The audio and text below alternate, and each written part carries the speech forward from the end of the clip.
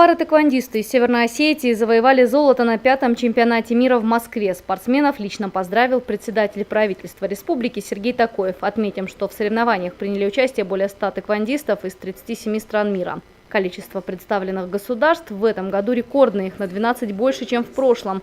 Честь российской сборной защищали наши земляки. В итоге Спартак Газаев стал чемпионом, а Азамат Макиев завоевал серебряную медаль. Чемпион. Второй год, да, самый сильный в мире.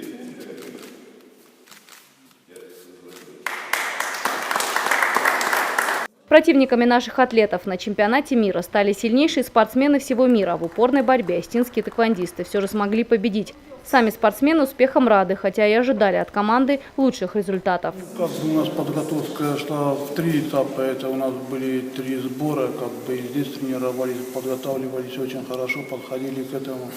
Мы узнали, что под нас уже готовится, уже второй раз подряд выигрываем чемпионат мира по командам. И мы знали, что под нас готовится. Впереди у пары тэквондистов из Северной Осетии грандиозные планы. Совсем скоро чемпионат Европы, откуда спортсмены обещают привезти только золотые медали. Ангела Кубалова, Елена Черенкова, Осетия ТВ.